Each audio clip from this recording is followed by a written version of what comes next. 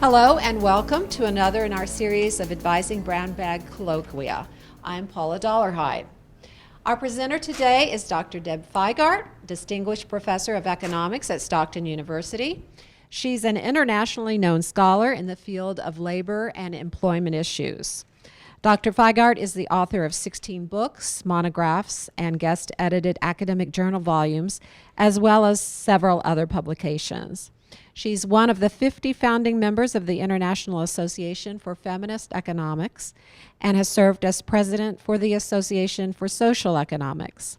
She's here today to talk about student loan debt, what we can do to help students assess how much debt is reasonable and manageable to their future career. So thank you very much for presenting today. Thank you, Paula, and thank you to my academic advising colleagues and my colleagues on the faculty and staff and students for coming to hear about this, what I think is going to be next debt bubble after the housing bubble, a very important issue about student loan debt.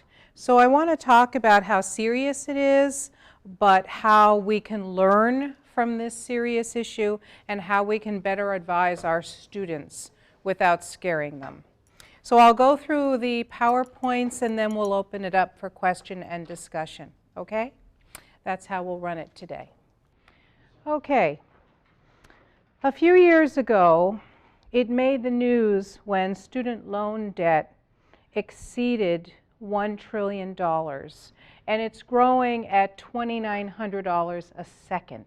Outstanding student loan debt. It's now between $1.2 trillion and $1.3 trillion. So it's more than Americans' outstanding credit card debt. And that's really big news because mortgage debt is the highest in America for our homes, but student loan debt is now second. So the latest data we have about student loan debt comes from the Pew Charitable Trust. They have funded, Pew is a fabulous organization, they have funded something called the Project on Student Debt from the Institute for College Access and Success. And there is a survey done annually to get debt information from new college graduates with baccalaureate degrees. And so the latest data we have is from across all colleges, the class of 2014, they averaged almost $29,000 per person in student loan debt. At Stockton, 76% of our graduates do graduate with student loan debt balances. The average Stockton undergraduate is higher than the nation. It's about $33,500. At Stockton, 27% of this debt is from private loans, which are the scarier ones that I'll talk about, much higher than the US average of 16%. And Stockton is a wonderful university that ranks high on a lot of lists. We are a diverse university. We are highly ranked in US News and World Report. We are highly ranked for our opportunities for our students in the military and our veterans. We are an environmental college, a green college. So we're engaged. We're highly ranked on levels of engagement nationally. So those are all good things to be in the top 10 or 20, right? But there's one thing, unfortunately, where we're on this list, which is not a good thing. We are one of the highest 20 universities, public universities in the United States, with the highest average student loan debt for our graduates. And that is not a good list. So how did we get here? And why are we here? Here's a graph, a longitudinal graph going from 1985 on the left to about 2014 on the right. And the colored lines over time are various costs that we pay out of our pockets in American households. The orange line is our housing costs and how they have been going up as a percent. The green line is the overall consumer price index, which has been fairly moderate over the last 20 years. We have not seen rampant inflation. Gasoline is the squiggly one because gas prices tend to move more than almost anything else. The pink line is medical care costs, and we know those have gone up a phenomenal amount in the last 20 or 30 years. But look at the top here, this royal blue line. This is the cost of college and university tuition. So the pace of the costs of college, university, and tuition has been far greater than any other cost in the American economy since 1985, by far. Wow. One of the reasons is this is the support that state schools have gotten, public sector schools have gotten from their governments since 2003. The line has gone, it's been a little bit of a roller coaster, but over time it has gone down, down, down, down. The state support for state schools that are supposed to perform a state public service for students in that state has been going down for decades. Tuition revenue, as a result, is the mirror image. Tuition revenue has had to go up to pay for the costs of higher education. So nationwide, state school support from the state is hovering at 22% of total school budgets. At Stockton, our state appropriation from the state of New Jersey is only about 13% of our total budget at the university, and has been going down steadily since I got to Stockton in 1995. So we are raising tuition, and we are paying for the university on the backs of students. Now, this is a major problem, to have students borrow and borrow and borrow and borrow to support their education. And I just heard this story on NPR this morning about students saddled with debt and how it's affecting life decisions and life choices. And I have some things that it affects here. It affects job selection. It may defer you as a young graduate or alumni to defer public sector or a nonprofit job which pays a little less, or another top job choice just to earn money to pay off your student loan. So it is, and there are surveys about this and research about this, it is affecting job choice. It is delaying marriage of young adults and young alumni. It is delaying saving for the first home so that you cannot possibly accumulate the funds needed for a down payment for the mortgage because your student loan monthly payment is so high. It is delaying saving for and investing for retirement. I've heard lots of stories about students and young alums that say, I cannot save, I am being choked by my student loans. And it also, all of that reinforces wealth inequality. The rich are getting richer in the United States, the poor are getting poorer, and if you're saddled with student loan debt and you cannot invest in property and you cannot invest for your own retirement, it just accentuates that gap. So here are the kinds of loans our students can get. And the columns here are the type of loan, who's eligible to borrow, and the current interest rate. A few summers ago, the Congress of the United States, in their infinite wisdom not, decided that they would peg interest rates to Treasury bills. So no longer is it a decision of the legislature what student loan interest rates are, but now they're automatically pegged to Treasuries. So they go up, they have been going up every year. So perhaps later on in questions and answers, you can ask me, Dr. Deb, why do students need to pay interest at all on their student loans? And I actually, as a policy wonk, I don't think they should. The government is making out incredibly off of student loan interest. And if the point is to support higher education, why are we doing that? So you fill out a FAFSA form, free financial aid form, every year to find out the expected family contribution and what you're eligible for with financial aid, and then what you can borrow. And based upon family need, you can get a subsidized loan, which means the government pays your interest while you are in school, and that's a good thing because the interest isn't piling up while you're in school. And undergraduate students can borrow that. And this is the current interest rate, 4.29% that expires. It was 3-point-something% a few years ago.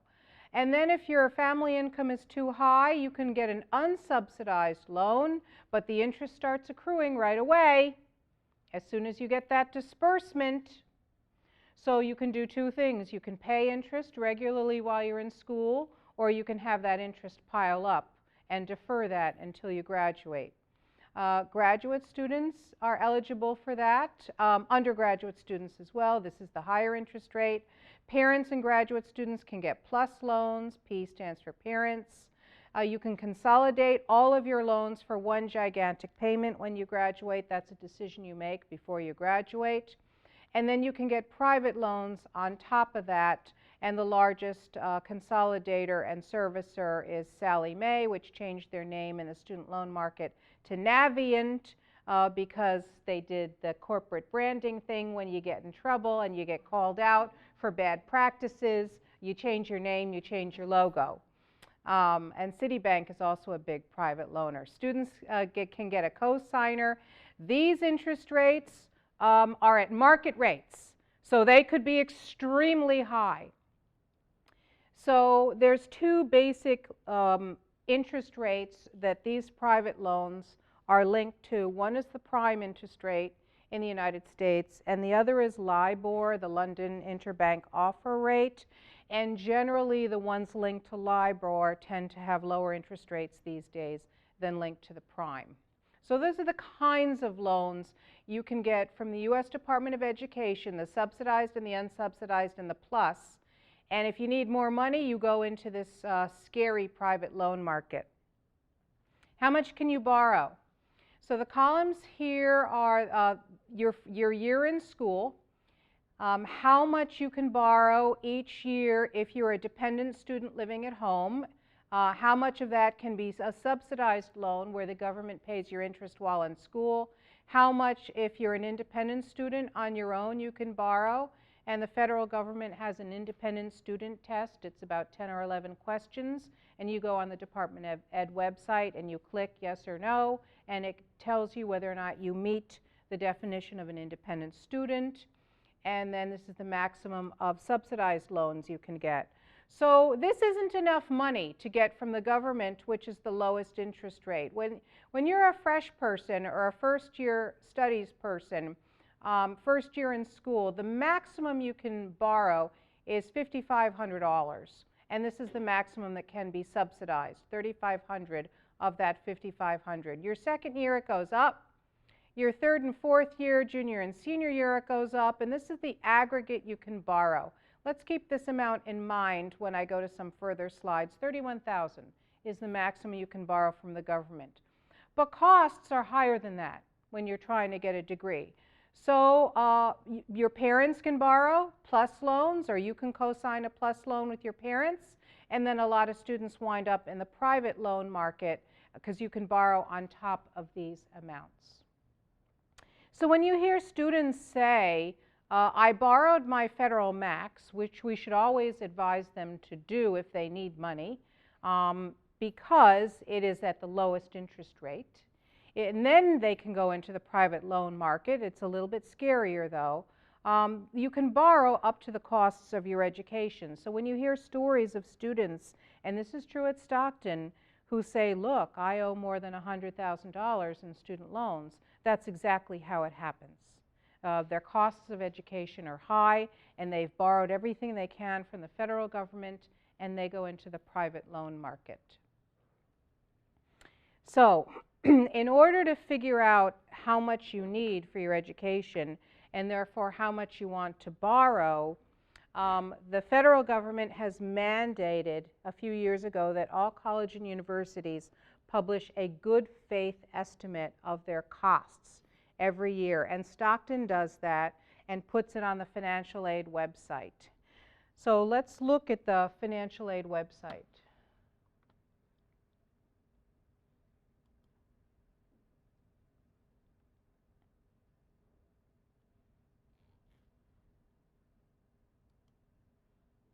And this is where it is.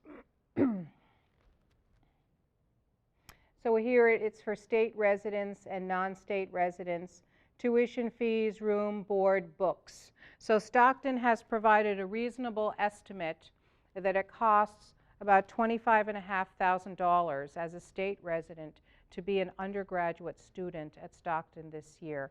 And the bursar's website at Stockton does the same thing for graduate students in various graduate degree programs, the master's degree programs, and our professional doctorates.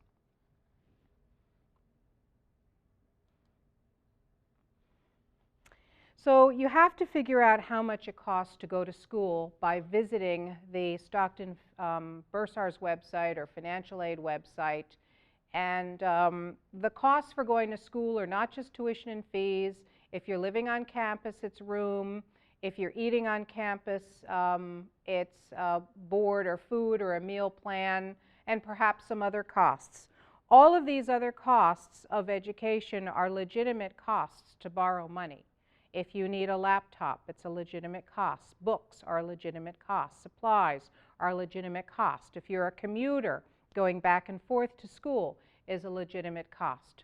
So there's a great college cost of attendant worksheet that students can complete every year, even while they're thinking about colleges and universities and weighing them when they're seniors in high school at the collegecost.ed.gov, U.S. Department of Education website.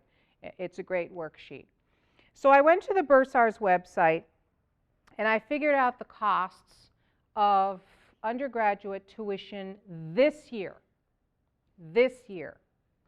just to get a sense of how much it costs to go to Stockton and why you can get into student loan debt problems.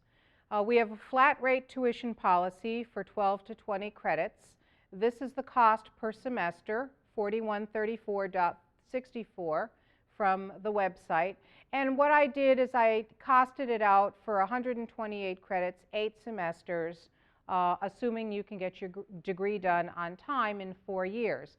And the other thing I did is, because I cannot predict costs in the future, is I kept them fixed. But we all know tuition and fees go up every year, almost every year. But let's just assume, for the sake of argument, right now they're fixed. So here's how much tuition is at Stockton, $4,135.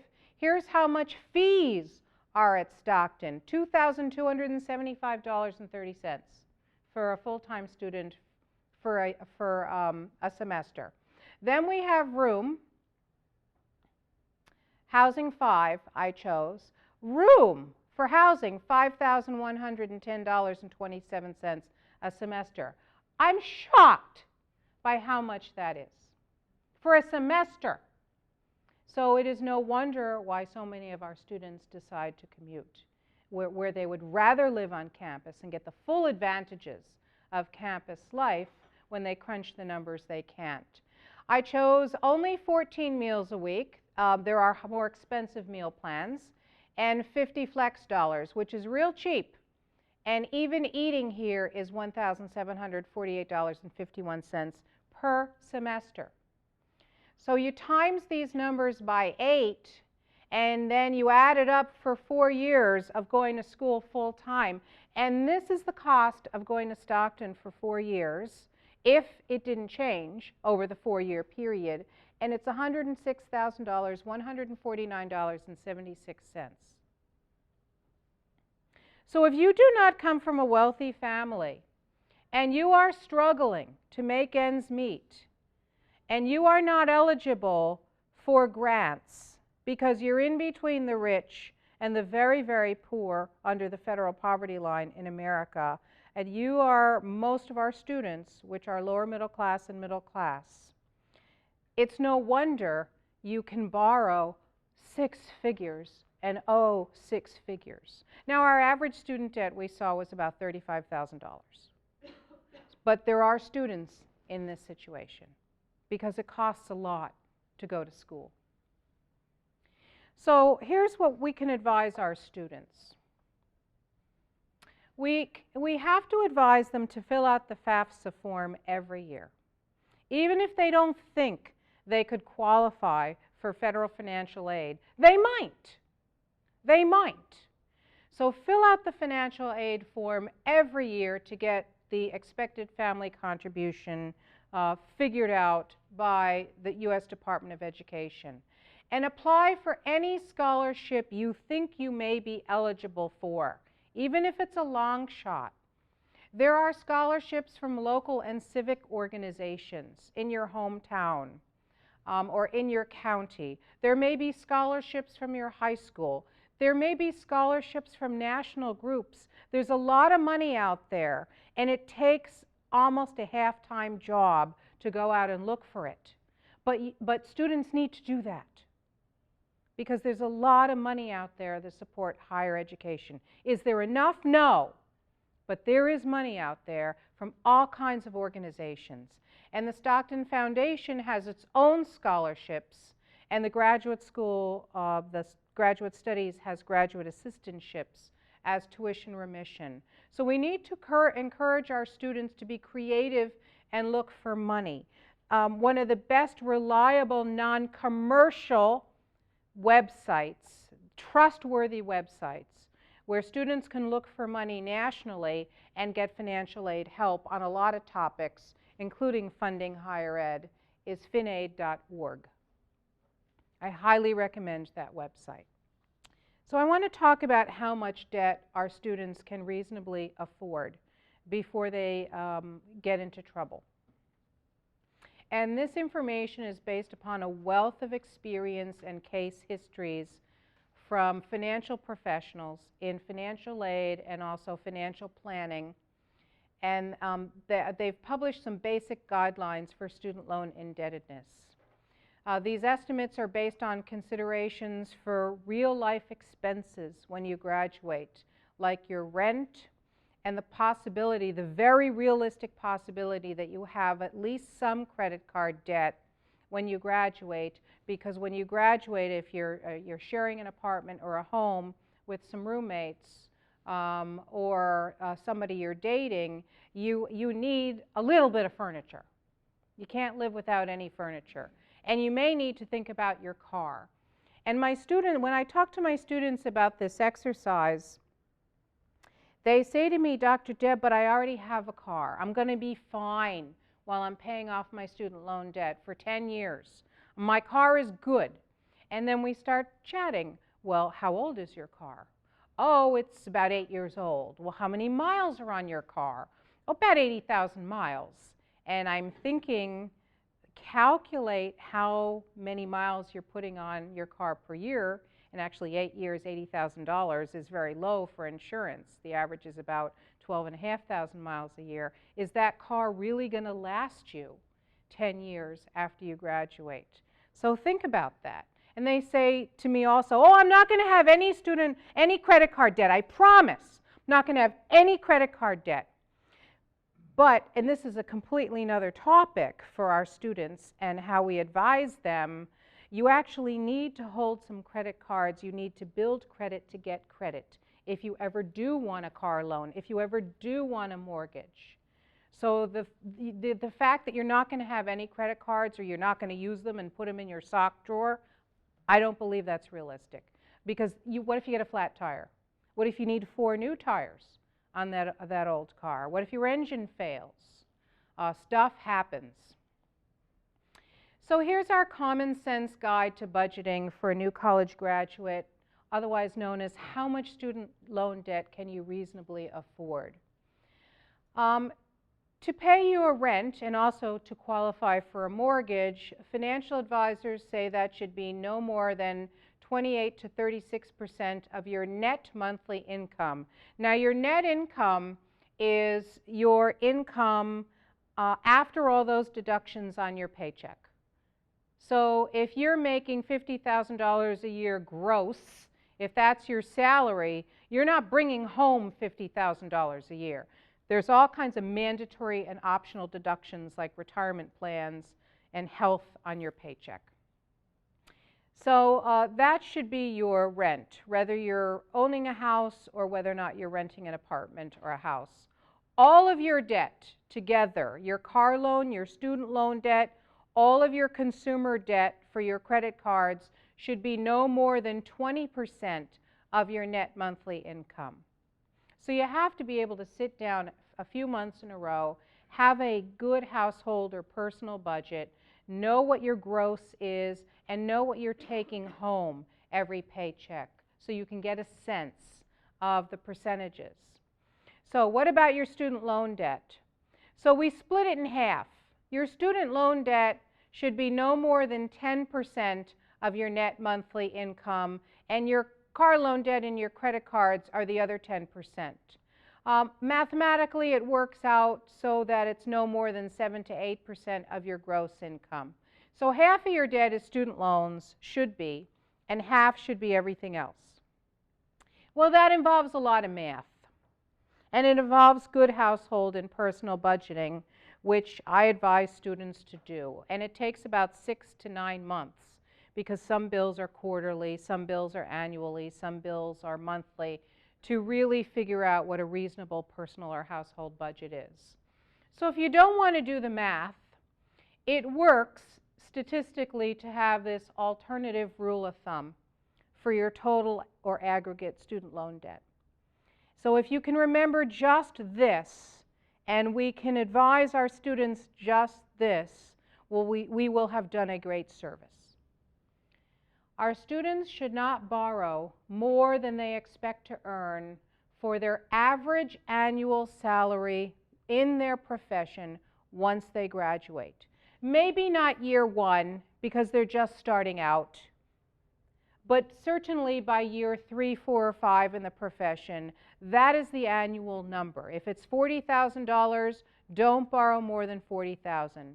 If it's $75,000, don't borrow to go to school more than $75,000. And I want to work through some examples. And the best place to do this is O-Net. As a labor economist, I would rank O-Net by the U.S. Department of Labor as one of the top 10 websites on the planet. O-Net has fabulous information that they have gathered from college graduates, from labor unions, from employer surveys, from worker surveys, from professional organizations and associations. It is a wealth of information about all kinds of jobs, what you do on the jobs, what kinds of skills and tasks are required on the jobs, what you can earn on the job, what is the education required for that job or career.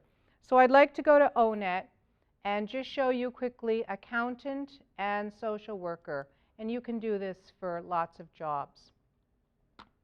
I recommend just using the keyword search.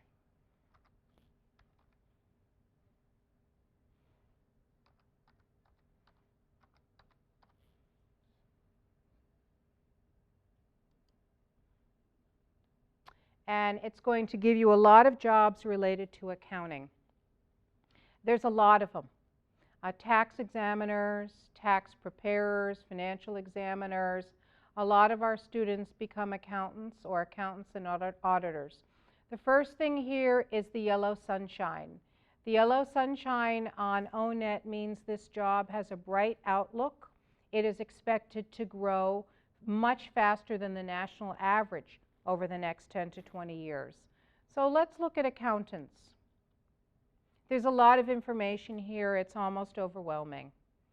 But it's important if students want to know what they're going to be doing on the job on a daily or weekly basis, and whether or not they're going to have face-to-face, voice-to-voice, email communication with colleagues and clients, how much time they're going to spend on computers, what tools they need and technology, what specific knowledge and skills they need and abilities, their work activities, their work context, how much is indoors, outdoors, etc.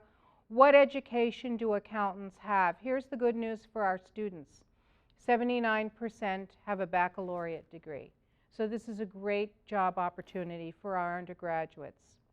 And you come down here, there's lots of related occupations, and then we get to wages.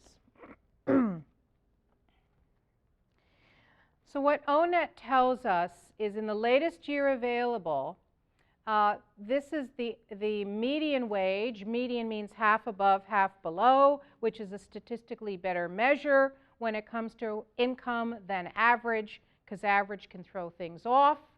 The average wage of geographers a number of years ago in the early 1990s was way out of whack because Michael Jordan graduated with a geography degree.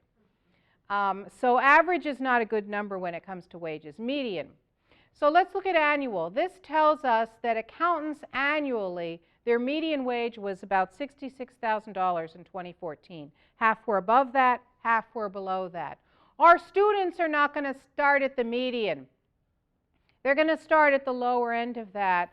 So my advice is usually to take off about 20%, 10 to 20%, and that's where our students would start out. But here's what's so fabulous about ONET, which took years and years and years to put together and lots of human hours to update. You can go to all of the state departments of labor. If you want to stay in the state of New Jersey when you graduate, you can find a link to every state. So New Jersey is a high-income, high-cost state. Let me call up the key. The United States is in blue. New Jersey is in red. And you can see that in New Jersey, accountants make more than the national average, even at the low end, more than the national average by almost 10 grand, and at the high end also 10 grand more than the national average. So our students can find out for hundreds and hundreds and hundreds and hundreds of occupations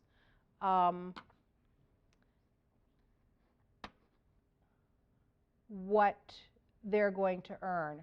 So for New Jersey accountants, I would advise aggregate student loan debt be no more than $50,000 or as much as $75,000 for our undergraduates because of that rule that you shouldn't borrow in the aggregate more than you expect to earn.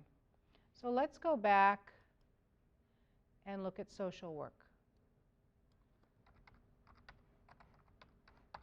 Social work is another popular major at Stockton. Okay. So a lot of social work also has a bright outlook. Most of our students when they graduate will be child, family, and school social workers. So let's go there. It also tells you a ton of information about the job. Let's skip right down here to wages. And you see immediately that there's a difference between accountants and social workers. And there's a difference between physical therapists and occupational therapists and accountants and social workers.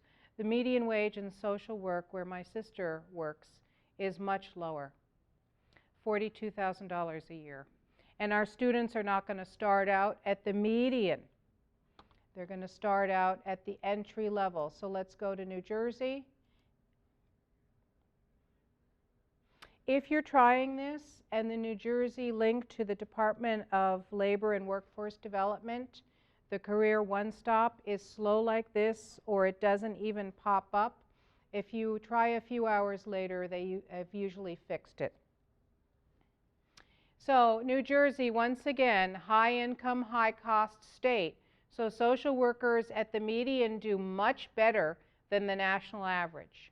But still, our students are going to be entry level up to median. So in terms of your aggregate student loan debt, you should probably advise students not to borrow any more than $34,000 up to about $50,000 for their undergraduate education, if their field is social work. So ONET is a fabulous, fabulous, fabulous tool. maybe we could link to it, not only on Career Services website and Financial Aid website, but also Academic Advising website. So another thing that's important for students to know before they graduate is, okay, so I've looked up the cost of my education at Stockton and I've estimated it for 4 years so I can do better planning. Students don't do that. They should do that. Okay, I've been on ONET and I have some ideas of various careers I might want to pursue, and this is how much I might earn. That's a good thing for students to do. They don't always do that, but it's a good thing to do. Then you can compare how much may I earn versus how much is my education and how much I need to borrow for my education. But to completely close the loop, it's a good idea to get a sense of how much your loan payments are going to be when you graduate, way before you graduate. So here I'm going to go to finaid.org again because it's not a bank website, it's not a finance website, it's not a commercial website, it's a reliable website with a reliable student loan repayment calculator. And in order for this to work and for you to have a sense as a student or a faculty or student advisor, how much loan payment am I going to have to swallow every month, you need to add up all of your loans, all the federal and all the private. So I'm going to use the number 34,000, which is the average for the Stockton undergraduate, and we're going to see how much it costs. So here the loan balance is going to be $34,000.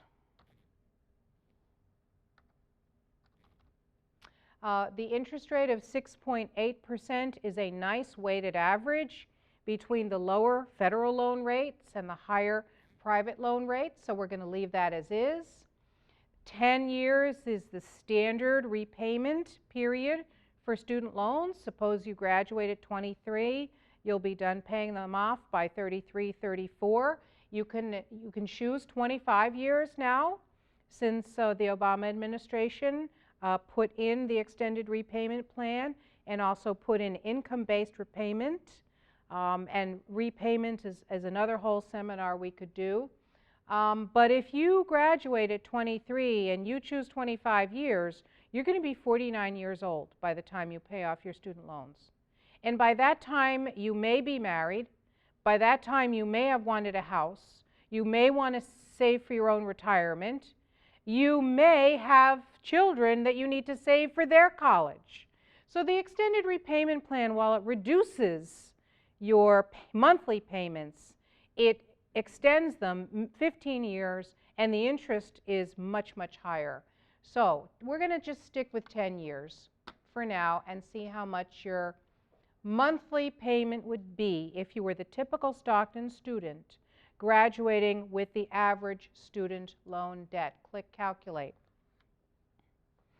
So here you borrowed $34,000.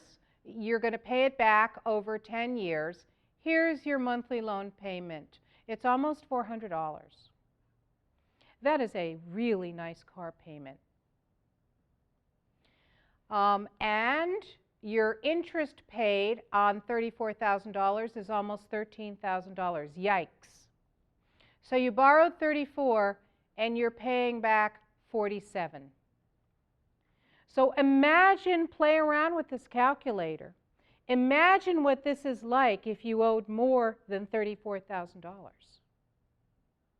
It is easy to see how students wind up with student loan payments every month that are $700 or $800 or $900, which is equivalent to rent. It's easy to see how students can get into trouble. So debt, according to Gallup, which is one of the finest polling organizations in the United States, debt can really affect well-being. And Gallup has 5 measures of well-being: your career and your purpose in life, social, financial, community well-being, and physical well-being. And all across the board, those folks without student loan debt have higher levels of well-being than those with low student loan debt between 25 and 50K, and really well-being suffers for those with student loan debt over 50K. So student loan debt does have a negative impact on well-being, including physical well-being, because of anxiety and stress.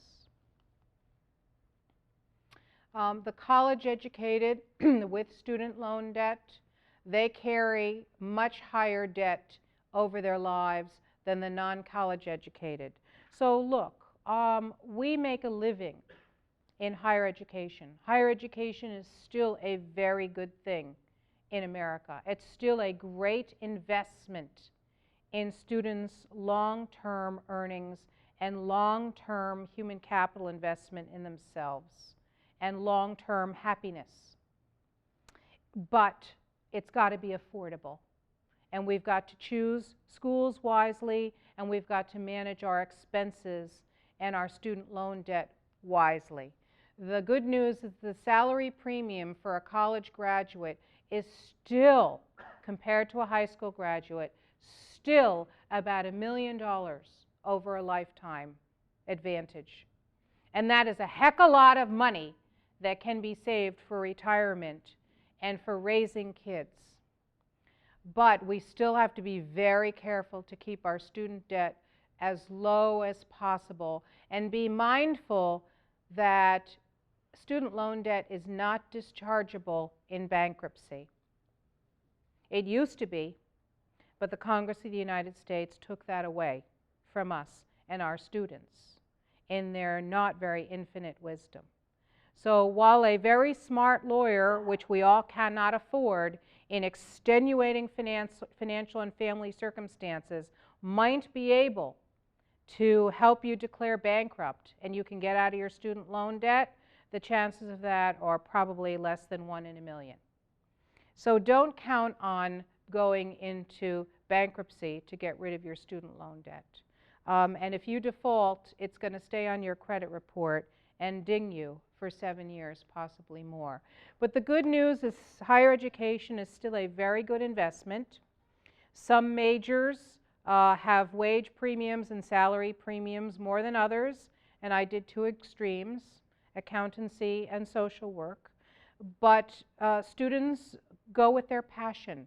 They go with their talents. They go with their interests. And that's important to do. You need social workers in this economy. You need accountants in this economy. You need healthcare professionals in this economy. You need economists. Even though our forecasts may not be spot on, you still need us for economic advice. So education is a good thing, but the state support that is going down, that's driving up tuition and forcing our students into higher amounts of loan indebtedness, which is negatively impacting savings and wealth and well-being over the long run, is a bad thing. So the best we can do is give our students the wisest advice we can and walk them through some of these exercises. So questions and comments, my friends? Hi, my name's Emma. I work in the advising office, and I had a couple of things I wanted to ask you about. The first one was the higher percentage of private loans for our students. Why? And I'm thinking, is it because of the local socioeconomic demographics? We have lower incomes here in southern New Jersey, so are they less able and ready to come up with the money, especially for the things like the housing and so forth? So, you know, is there a big difference between us and, say, Montclair or Rutgers, where you have a local population that comes from a higher socioeconomic group?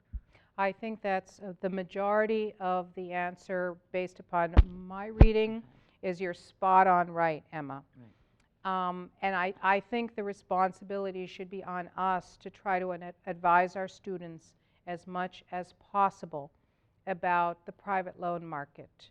The private loan market, if you need the money for school, you can get it, but it is very costly in terms of interest rates, and when you graduate, the private lenders and their servicers and Nelnet and Navient, the old Sallie Mae, are the bulk of them.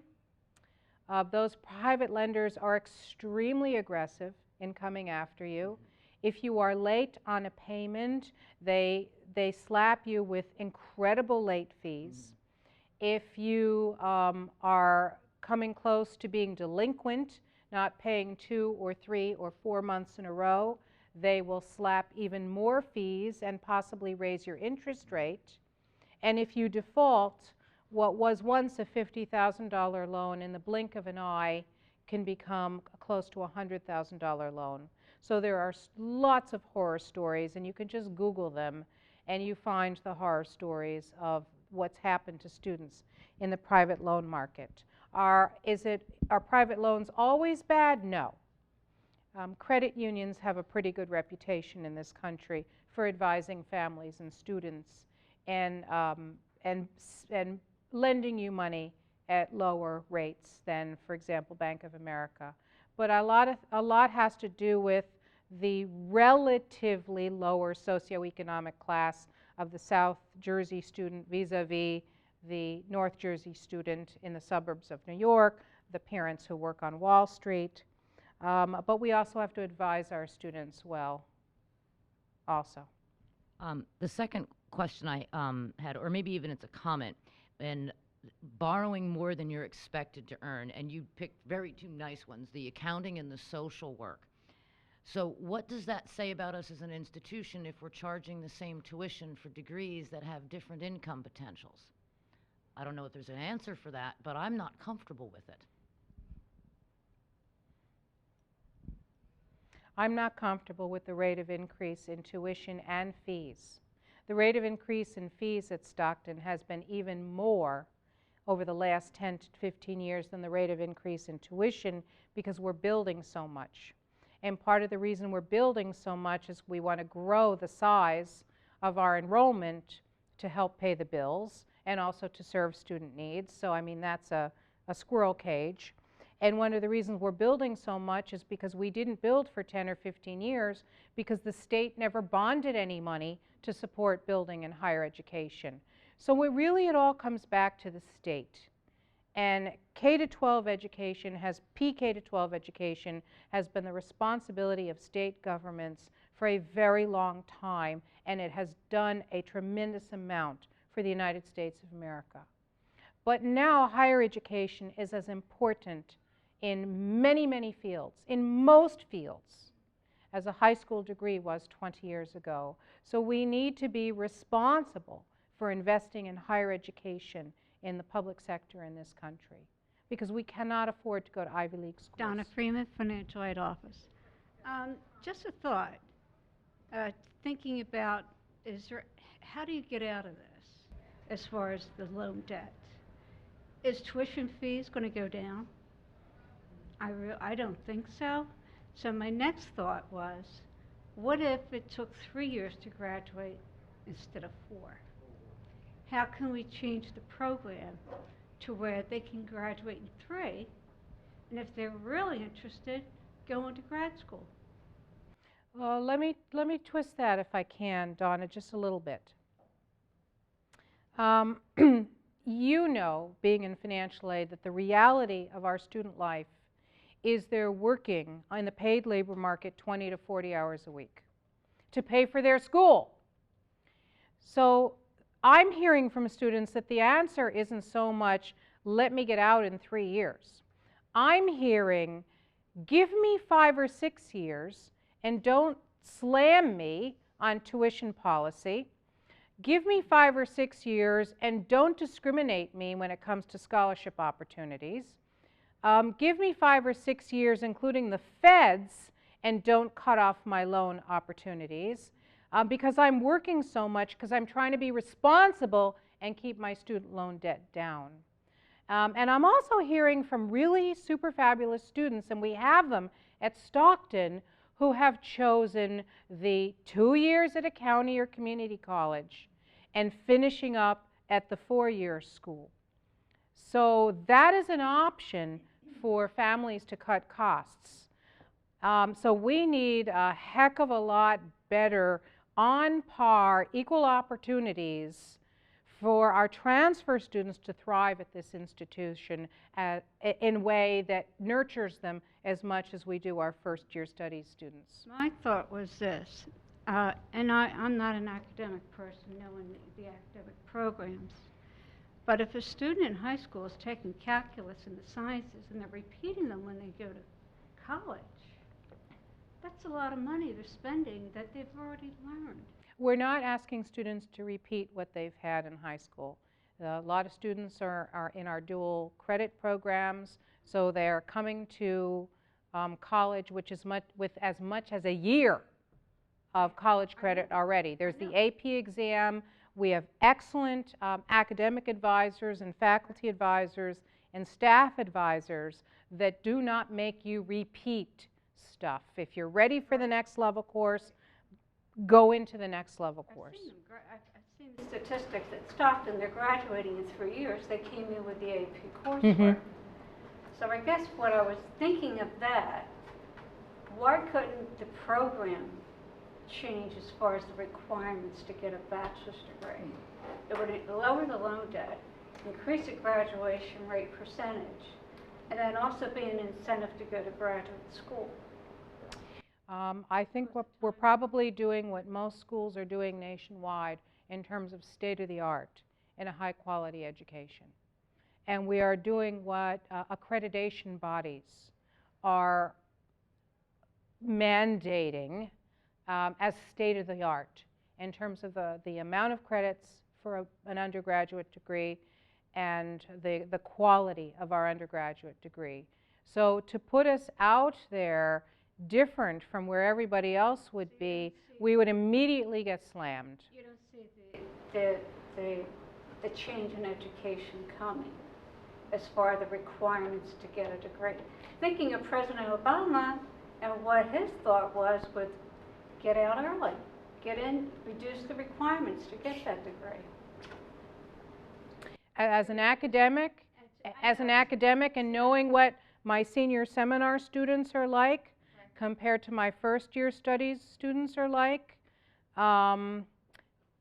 you would be dragging me kicking and screaming to reduce not only the number of requirements, but the breadth of our requirements at Stockton in terms of quantitative reasoning and writing and historical studies and values and culture and the arts, as well as the depth in their major. That would be a hard sell for not just those of us at Stockton, but across America and indeed across the world. There's several ways that there could be over $1 trillion of accumulated student debt. One is that we have so many potholes to fill that we simply can't spare the money to support higher education. But it would seem to me that in state governments all across the country, as well as the federal government, our elected officials, and therefore the electorate itself, believes that higher education is only a private good. And where are our arguments being made that it is actually a public good, and that we need higher educated people with baccalaureate degrees to support a democratic society, and all the other reasons why we need baccalaureate degree students. It's not just a private good, it's a public necessity. Correct. I think that's an excellent question / point, Peter. It became a public good, of course, when the GIs came back from World War II, and the federal government decided this was an investment that we wanted to make in America and in American citizens, and it was a fabulous success, and that it was extended to non-GIs in the 60s with the Higher Education Act, and those were the days where if you went to a public sector school, you hardly paid anything but a few fees, and you were not saddled with this debt. We have lost that in America. The campaigns in 2016 are talking about it on the Democratic side. Bernie Sanders has a plan, Hillary Clinton has a plan, and I think it would be good to have that national conversation. No matter who you decide to vote for, I think it would be very good to have that conversation because a college degree is incredibly valuable today. Thank you. When we're talking about our long-term, our student debt, one of the issues, and I've raised this before, is our flat rate tuition. Students feel obliged to take at least 4 classes and cannot get that 4, 5, or 6-year option because they're paying for 16 credits.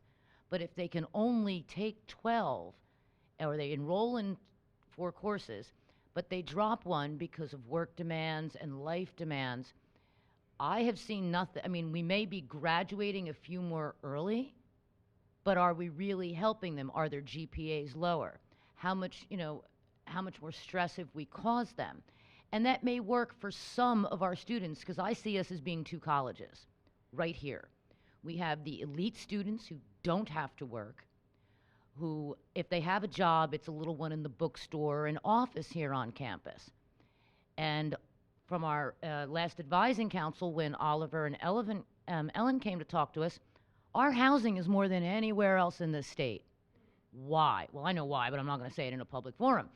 But, and it's the truth. So we have actually, even though I think the larger idea was to help our student body, this isn't the kind of student body that's going to benefit from that help.